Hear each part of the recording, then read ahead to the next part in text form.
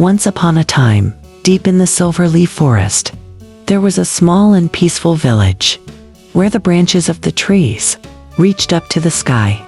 The most curious and adorable resident of this village was Larin the rabbit, who had snow-white fur and golden-tipped ears.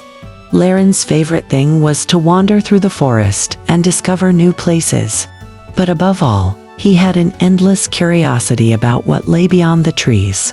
One morning, the village square was buzzing with excitement. A postal pigeon arrived, carrying a letter sealed with a golden emblem. The village elder, Grandpa Tufan the turtle, carefully broke the seal and read aloud, "Our great Sultan invites all the inhabitants of the land to the grand spring festival at the palace. The bravest, smartest, and most talented residents will be rewarded. Choose one to represent your village." All eyes turned to Larin, the most curious and courageous rabbit of the village. Although surprised, he was honored to be chosen. The next morning, a small ceremony was held. Larin received fresh carrots, a water flask, and the village's lucky charm, a silver leaf-shaped brooch. The villagers cheered, "Safe travels, Larin," as he set off into the depths of the forest. The journey was not easy. Thorny bushes blocked the path. Streams had to be crossed. But Larin was determined to see the palace. On the third day, he arrived at a large, crystal-clear lake. In the middle was a tiny island. Suddenly, a huge but smiling turtle emerged from the water. "Hello, little traveler," said the turtle. "Would you like to cross the lake? Hop on my back." Thanks to the turtle, Larin crossed the lake.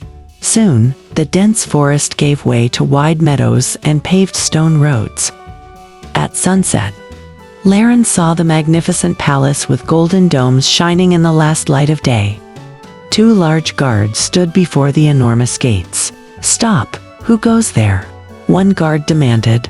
"I am Larin from Silverleaf Village, here by the Sultan's invitation," Larin replied politely. The guards exchanged surprised glances but allowed him inside. Inside the palace courtyard, colorful flowers bloomed and fountains sparkled. An attendant led Larin to the grand hall. Seated on a magnificent golden throne was the Sultan, wearing a robe adorned with emeralds. "Welcome, little traveler," said the Sultan warmly. "Tell me about your village." Larin spoke of the peace, friendship, and beauty of his home. The Sultan listened carefully. Suddenly, hurried footsteps echoed as an attendant rushed in, breathless. "Your Majesty, the palace well is blocked. The gardens may wither without water." The Sultan frowned. "This is serious. The spring festival must be celebrated with blooming flowers." Turning to Larin, the Sultan said, "Will you help us solve this problem?" Larin thought and suggested, "Seeking the water fairies who lived deep in the forest. Find them and ask for their help," ordered the Sultan. Larin ran into the forest and soon found sparkling lights near the oldest tree, the water fairies. "Hello," he greeted politely. "The palace well is blocked. We need your help." The water fairies fluttered their shimmering wings and agreed to help. Together, they returned to the palace and cleared the blockage with magical light. Water flowed once more, gardens bloomed, and the air was fresh again. The Sultan embraced Larin. "You are a true hero." The Sultan awarded Larin a golden medal engraved with courage and friendship. The villagers welcomed Larin home as a hero, and he became a symbol of bravery and friendship.